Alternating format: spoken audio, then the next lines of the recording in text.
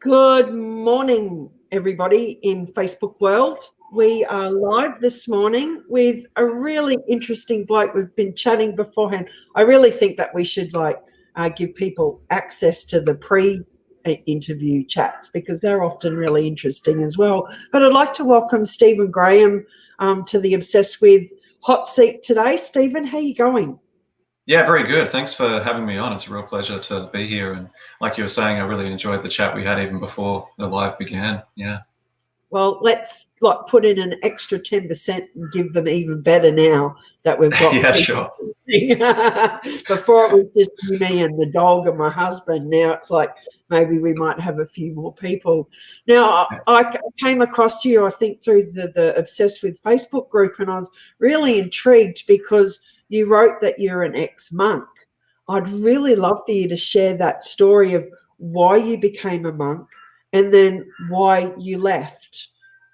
Yeah, sure.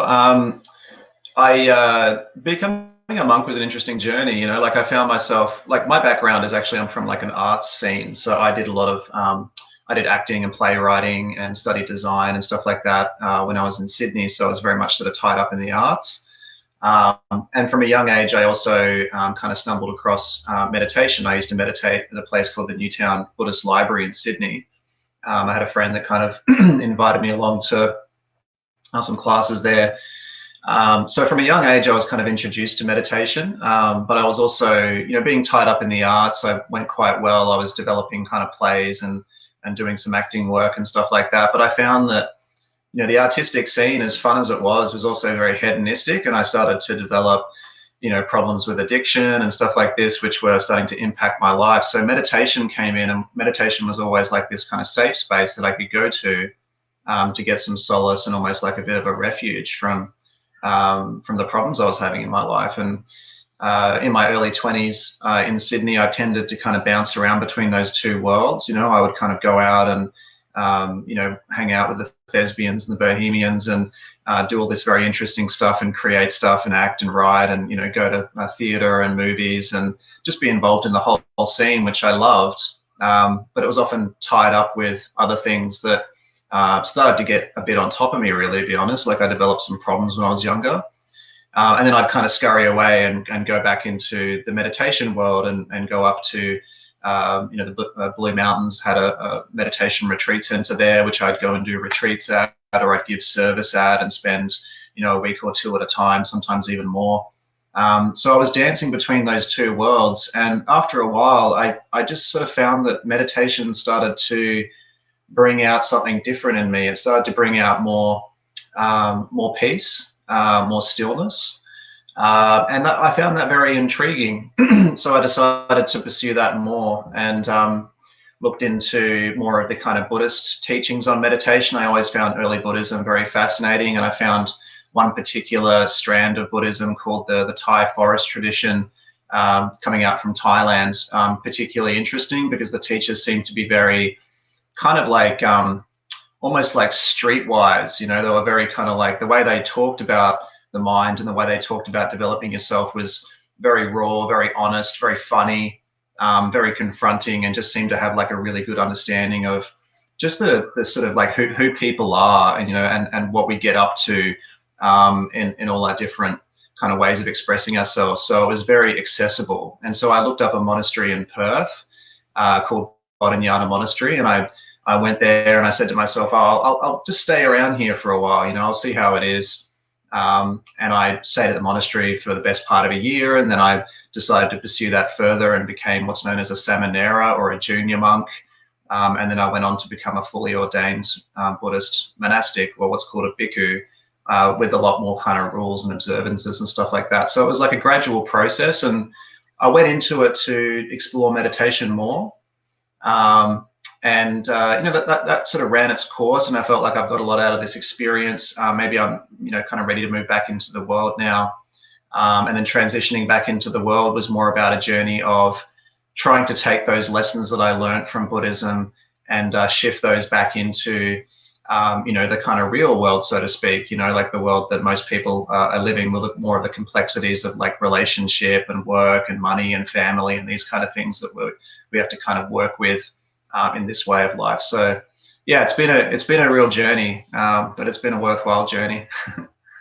Yeah, absolutely. Like that's when I saw that you're a former monk, as I said, it was like intriguing because I know the only interactions I think I've had with Buddhism was years ago. I was young too, exploring meditation and yoga, and I used to go to this yogi's house Yeah. in Ashgrove, which like to me was really weird because I always thought of Buddhist monks in these beautiful temples, and here's a group of them living in this suburban house in the middle of Brisbane. It was like, what?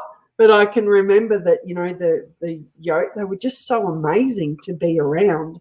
So I went, Yeah. oh, we should share a little bit of that. Even though you're not a monk anymore, you've got this really serene energy around you that I guess that's why you've gone into teaching people meditation, because it's had such an impact on your life.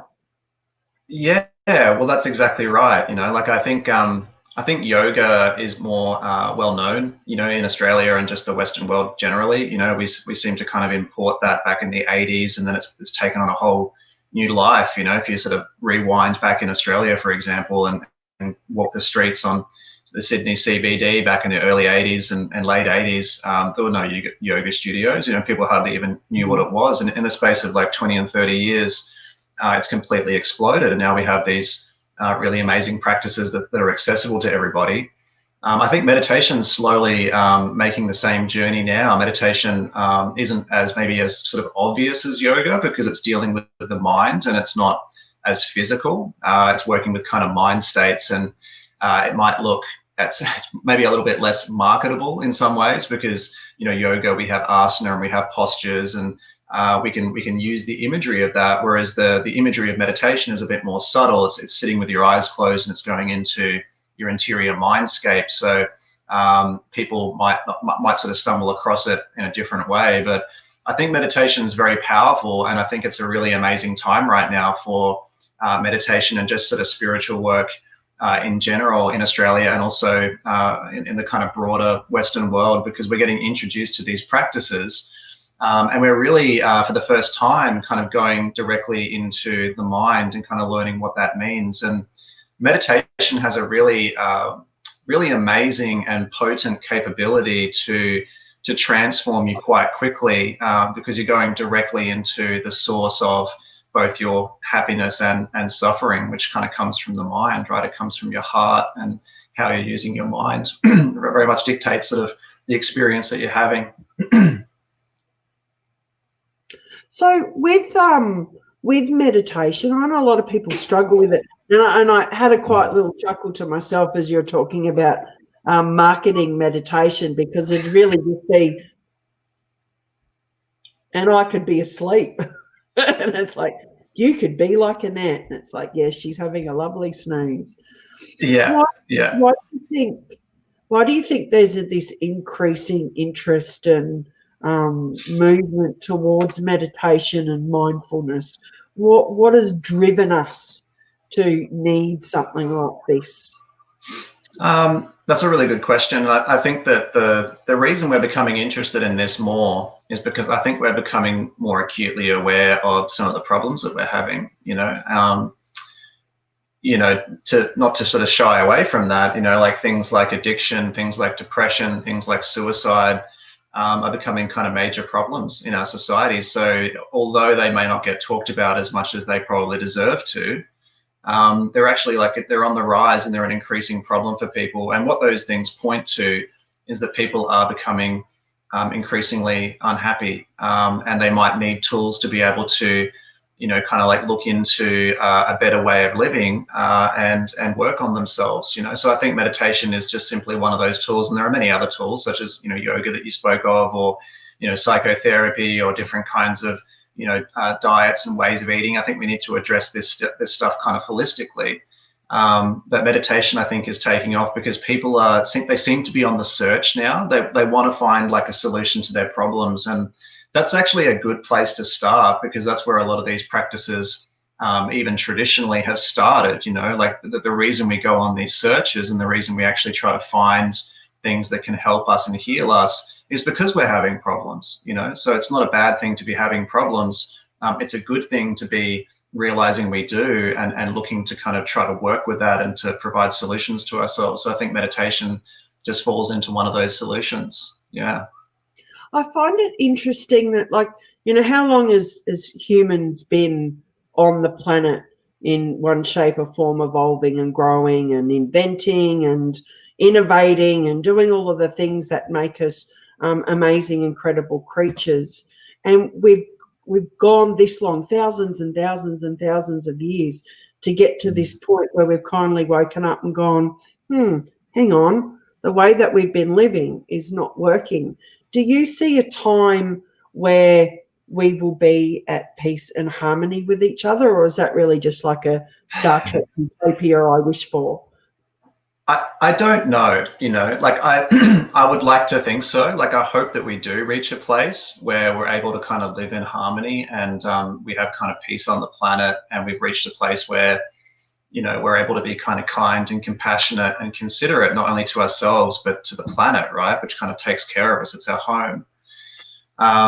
At the same time, I do, not to be kind of cynical or skeptical, but, to cast your mind back over human history sort of tells a different story, right? Like we tend to have problems until we have to deal with them. And then, when those problems alleviate themselves, we tend to forget, because that's part the human experience as well. Like for example, the bushfires in Australia, like who's thinking about that right now? That was only 2 months ago, and because this COVID situation's presented itself, everyone's focusing on that. And then when COVID passes, something else will come up, right? So there's this sort of momentum in the human collective mind, which somehow makes us forget about these things. It makes it harder for us to really reflect collectively and learn about those lessons, because we seem to be always concentrating on what's right in front of us. But I think that at the same time, there is a really amazing opportunity right now, because people are maybe for the first time in their life, in modern history, are being kind of forced inside, right? And we're having more time to reflect and have conversations such as this, where we're connecting with people in different ways. Maybe like we were speaking about before the interview, maybe our living situations changed. We have different interpersonal relationships with the people around us, whether that's family or a partner or friends or whoever. And so a lot of these things are getting kind of like turned upside down and called into question. And so people are going to be responding in various ways. Some people are going to be hitting the bottle and trying to forget about it. That's one option. Other people might see it as an opportunity to go, okay, well, this is sort of bringing stuff up for me, stuff that I haven't dealt with before. Let me see if I can try to look at this. So it's an opportunity for growth, and I think that the best outcome that can come out of this is that, a lot of people get on board that opportunity for growth and actually see it as a place where they can actually kind of come out of this experience for the better, having learned a bit more about themselves and how to be better, to themselves and to other people. So, yeah. For, we were talking before, you said you'd lived by yourself for a while. You've now got somewhere there. But like, even if we're living with other people, we're still alone with our own thoughts and our own feelings. How would you suggest people handle that solitude? You've done quiet meditation and not spoken to people for days. How does a normal everyday person who's used to, the hurly-burly and flurry of life sit with that quietness that's being foisted upon them? Well, it's a very intense situation for people right now, because the big difference with what I experienced was I did what I did and went on week and month-long retreats and stuff like that out of choice. Whereas I think people that are in this situation right now, it's been kind of thrusted upon them, and they don't really have the choice. So they've been sort of thrust into a situation which has been very quick, and which they might not feel very prepared for. So their feelings are going to be intensified, right? And they might feel, like more intensity come up as a result of that. I think everyone in this space needs to find a way to ground themselves. Like, for example, with the offerings that I've been doing through my particular venture, I've been offering kind of meditation and mindfulness-based exercises to help keep people grounded, because I think what's happening for a lot of people right now is they're having almost like a disembodied experience. Their mind is, they're used to being very active, they're used to moving around, they're used to having a lot of interactions in their daily life, a lot of mobility. And if you just cease that very quickly, all that momentum doesn't stop, right? It's like a steam train and you're trying to apply the brakes and just expecting it to come to a complete stop. It doesn't work like that. You know, it's going to take time to gradually slow down. But what people are finding is that their external situation has come to a complete stop, but their internal momentum is continuing on, and that's freaking people out a little bit because they feel very restless. You might get different emotions come up, such as, you know, panic or fear or even depression and things like this, because people aren't used to that. So I think it's really helpful to give people like a grounding in things that they can work with during the day. If they want to take up a meditation practice, that's very helpful, but there are a whole lot of other exercises, grounding-based exercises that people can do to be able to kind of bring them back down to earth and bring them back down into like an embodied experience. So that kind of takes the edge off a lot of this spinning the wheels that we can find with excessive thinking. And what that does is kind of like it churns up emotion, right? The thinking rolls into feeling, you know, and that feeling rolls into more thinking, and then all of a sudden we're telling ourselves stories, and we're getting caught up in these kind of like this web, or this sort of sticky web that we find it really hard to get out of. And the longer that goes on, the more messy it gets. So we need to give people a way to kind of snap out of those states. The particular way that I find helpful is to give people a meditation practice, and that the whole venture that I've been putting forward since the COVID things unrolled is I made a particular point to say I'm going to offer guided meditation every single day to people, and mindfulness exercises once a week that they can work with, you know, just as an offering, like a community service, so people have something to kind of plug into, so they can take the edge off this experience. You know, I think people really need something like that at the moment. We've just got a question from one of our listeners. And Richard says it's a peculiar question. Do you think that the whole disembodied experience is cultural, as in different for different people from different cultures? Great question. I think it is. That's a really great question, Richard. I think I don't think it's a peculiar question at all. I think you're pretty on point with that question. I did sort of notice that, you know, like when I was a Buddhist monk, for example, we even though the monastery I was in was based in Perth, traditionally, the cultures that have more affiliation with Buddhism are people like the Thai, the Cambodians, the Sri Lankans, people like this, right? And there were, you know, supporters of the monastery that were Western as well. But what I did notice is there are cultural differences in people. So I don't know why it is, but I do find that some of the Asian cultures, they seem to have different kinds of problems than we do. And, you know, I've kind of read into this a little bit more in some, you know, certain sociologists and people have put forward ideas about, you know, shame cultures versus guilt cultures, for example, in the West, that we might have what's known as like a guilt culture. So we tend to internalize, if we do something wrong, we tend to kind of internalize the problem and make it about us. And that's why we might have things like self-esteem issues and stuff like this, which can result in all sorts of other problems playing out, like, you know, mental illness and stuff like that. Whereas in Asian cultures or Eastern cultures, I'm speaking very generally here, by the way, but they have more of a shame culture. So they may not feel internal guilt as much, but they're more worried about saving face externally, you know, how that might look socially. So that's a really interesting way of approaching it, and something that I think has an element of truth to it. It seems like in the West, we have our own particular form of neuroses, right? Like, and this it does result in more disembodied experiences, because we're trained from a young age to be hypercritical. You know, we're trained from a young age to question everything in the education system. You know, we're trained from a young age to be highly individuated and form strong opinions and argue those opinions and debate and really not take anything for granted. It creates a very different relationship to who we are in the world. It creates a different relationship to, like, authority, for example. We have problems accepting authority because, like, we're the authority, right? You know, no one's going to tell me how to think or what to do or how to act. That's very different. Yeah, exactly. It's very kind of righteous, right?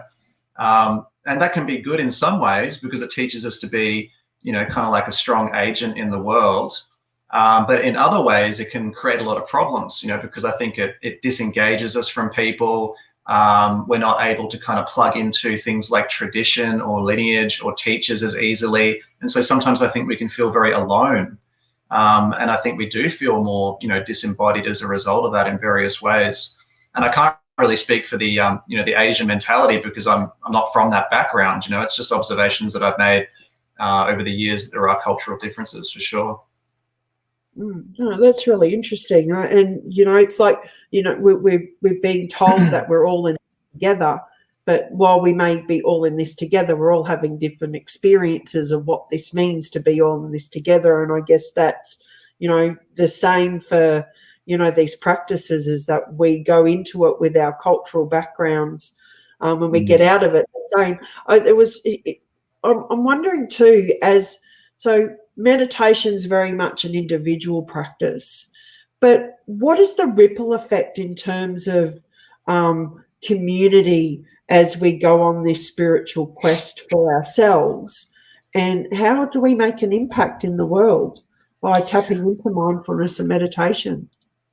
Well, you've actually brought up some really important points there. So meditation is often seen as an individual practice, but I think this is often, again, how it might have been the image of how it's been associated in our culture. Because if we kind of look back to cultures that have actually generated meditative practice, it's never seen as an individual practice. It's seen, there's a very important term in the Buddhist tradition, for example, called Kalyana Mitta.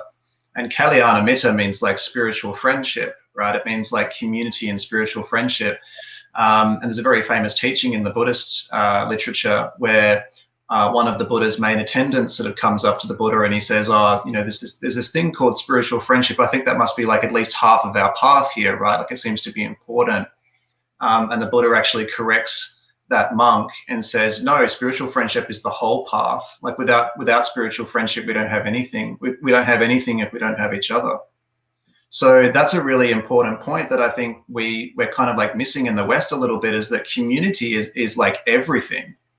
And our practice needs to kind of, again, this is kind of what I'm going for with the offering that I put forward, is I'm trying to kind of gift to people and let people kind of rediscover these important elements of like the meditative tradition, that community is actually kind of everything. And we come into meditation through community, and we practicing together gives our practice like direction and meaning, and it actually surrounds us with people that we can be influenced by for the better, people that are working on themselves, people that we can create a dialogue with to like understand our practice. And the more that happens, the more that we collectively become like an inspiration for broader society as well. So that's how the change happens. It's like we plug into community rather than approach it from, I'm going to do my practice over here and then kind of like make change in the world. The way that it's been done in the past is that it's actually the other way around. Like we plug into a community first, that prompts us to make change, and then through community we can actually start to change the dynamics of the world as well. So yeah, that's really beautiful. I posted it in the comments. Kalyana Mitta, spiritual friendship. And as you were talking, it reminded me of an experience I had a few years ago. I was part of an entrepreneurial group, and we did a whole weekend on meditation. And we did a walking meditation. We did an Om meditation, which was just the most amazing thing I've ever been a part of. We sat there and we studied a sultana. We sat there and studied a flower. We did, the more traditional, what I think of, where we just sit there and it was, Haley actually mentioned it before. There's different ways to meditate, isn't there? It's not just sitting there and going Om or clearing your head. That's right. And meditation is a very broad topic. In fact, the word meditation is kind of like a bit of an ambiguous term in English. What that actually refers to in the older languages is a process of what's known as bhavana. So bhavana is related to the word bu in Sanskrit, and bu is actually what formed into our English word to be, right? So bhavana means to cause to be. Another way of saying that in English might mean to make more of something, right? So meditation is making more of a certain experience. When we sit down to meditate, or when we are mindful during the day, what we're doing is we're making more of the present moment. And if we do a particular form of meditation, such as breath meditation, we're making more of the breath. We're entering into the experience of breathing so that we start to deepen that experience. And mindfulness is exactly the same. That's why when you contemplated a flower or a sultana or whatever it may be, a certain object, it's amazing. If you truly kind of bring your mind to that object, you'll start to see more and more dimensions of what that particular experience is about. You'll start to notice the hues and the colors and the textures and the way that light hits it. And it's like this whole world which hasn't been, it's been there the whole time, but hasn't been as available to you because you just haven't been paying attention, right? So meditation teaches us to kind of deepen our experience through deepening our attention. And when we do that, it's almost like we get our life back. It's like life kind of comes back into us in a very different way. And we start to really kind of like arrive back in our life. We get out of this, whirlwind of kind of stories and stuff, which really is just almost like living in a fantasy land in a way. Well, our brains do play tricks on us. Well, I've only got one brain, but collectively our brains, the brain doesn't know what's true and what's not. So if you're telling it one thing, it's like that old saying, there's two dogs. The one that's going to survive is the one that you feed. So I guess meditation is feeding that part of you that you want to be richer and deeper and more beautiful and more calm and, less judgmental. And we're almost out of time. I know that you've got to go off to another meeting. I just want to finish on kindness. I was speaking to Naomi from the Cool to Be Kind project last week, and I thought that it was amazing that this project that she's gone, well, I'm going to start this, has gone off, that we have to be reminded to be kind. Where does this, crazy, isn't it? It's like, really? We've got to be nice to people? Get out of town. Where should that kindness start? Where do we start when we want to be kind? I think it's easy to start with acts, I think kindness really, when we get down to the kind of brass tacks with kindness, is it really needs to kind of come from us, right? Like, as in when we start to be more kinder towards ourselves, that can kind of spill out into the world. But strangely enough, like you said, in fact, the kindness towards yourself can often seem like a bit of a strange thing to people. So we can start to fake it till we make it, so to speak, and we can start to actually perform acts of kindness to people around us, and that'll get us into this idea of like generating more generosity, generating more compassion, more sensitivity to the people around us. And I think that's a really nice way for some people who might find that kindness towards themselves might feel a little bit strange, but if you do find that you can be kind towards yourself, start there. It's the most powerful place. Meditation can help with that.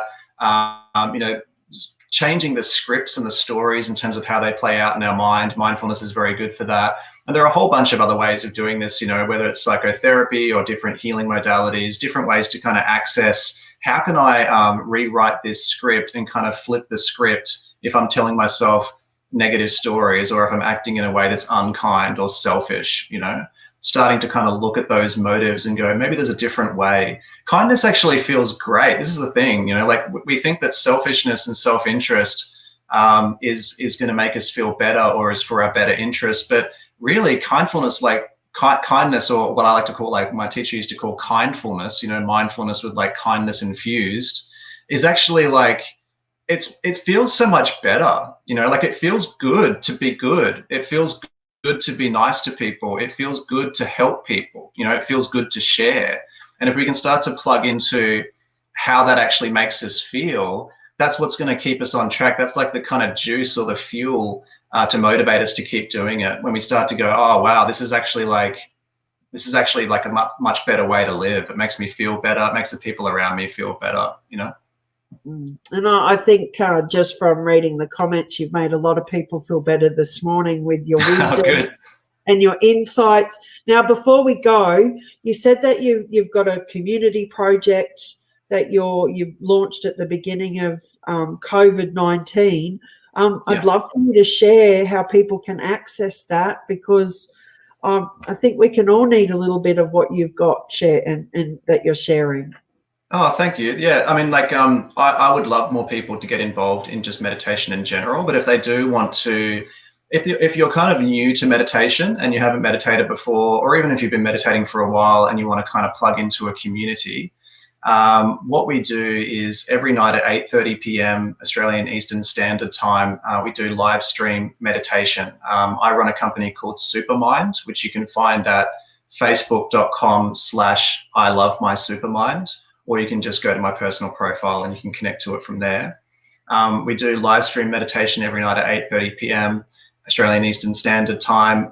It's guided meditation. We also do a little bit of chanting. That's optional. You know, like all this stuff is optional. It's a place for people to arrive if they want to get a bit of a refuge from what's going on in their life, especially if they're feeling, you know, anxiety and fear and some of this stuff that's coming up with people. It's a safe space that people can go to every evening that's available. It's free. There's beautiful people involved. It's a community that you can start to become a part of in your own way, in your own time, if you feel like you need something to kind of plug into to help you through this period as well.